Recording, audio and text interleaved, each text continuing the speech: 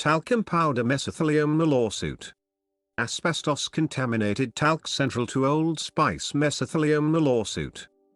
Willie McNeal Jr., a Vietnam War veteran and retired school bus driver, was awarded $4.8 million by a California Superior Court jury that determined asbestos-contaminated talc led to his diagnosis of malignant pleural mesothelioma. Whittaker, Clark, and Daniels, a longtime talc supplier now based in South Plainfield, New Jersey, was ordered to pay McNeal $1.8 million in compensatory damages and $3 million in punitive damages. The verdict stemmed from evidence presented that an Old Spice powder product, used almost daily by McNeal for more than 20 years, contained talc from a mine in North Carolina known to be contaminated by toxic asbestos, a naturally occurring mineral that can cause mesothelioma cancer. Old Spice is a registered trademark of Procter & Gamble, which discontinued the powder product many years ago. McNeal, 78, was diagnosed in 2017, a year before his case was filed against more than a dozen defendants. According to court records, Johnson & Johnson, R.J. Reynolds Tobacco Company, Pep Boys and AutoZone Incorporated also were named as contributors to his cancer diagnosis. All but Whittaker, Clark and Daniels settled before the trial began in April. Whittaker, Clark and Daniels has been a major talc supplier for several companies, including Revlon, Avon, and Chanel. The talc company settled a similar case recently with a California woman who said her mesothelioma was caused by contaminated talc. The undisclosed settlement came 4 days after proceedings began at the same California Superior Court, and only a week after McNeal's trial had concluded. Non-occupational asbestos exposure growing. Whittaker, Clark and Daniels continues to insist that its talc is safe and does not cause cancer, but it has been battling the accusations by mesothelioma patients since 2015.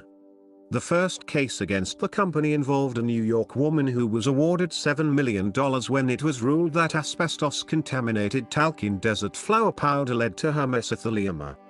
In 2016, the talc used in a barber shop resulted in a record-setting $18 million verdict against Whittaker, Clark and Daniels after the son of a barber there was diagnosed with mesothelioma. Although the majority of contaminated talc cases involve ovarian cancer, the number of mesothelioma cases has grown significantly in the past few years. According to CSIC, a well-respected consulting firm that manages asbestos product liabilities, there has been a steady decline in traditional mesothelioma lawsuits stemming from occupational exposure to asbestos in the past 3 years. However, there also has been a rise in cases involving talc and non-occupational exposure to asbestos during the same time period. Non-occupational exposure cases have gone from 33% to 45% for men and from 46% to 57% for women. The issue of contaminated talc, considered the world's softest mineral, stems from where it is mined near the Earth's surface. Talc and asbestos deposits often are found in close proximity. Talc litigation becoming more common. The regularity of mesothelioma lawsuits involving talc is expected to continue increasing in the coming months throughout the country, particularly where the COVID-19 pandemic had created a major backlog of civil litigation. Another talc jury trial involving cosmetic talc and mesothelioma opened May 5, one of the first in Washington state since the COVID-19 pandemic shut down a year ago. In the opening statements, attorneys for the plaintiff blamed the use of Johnson's baby powder for the mesothelioma cancer.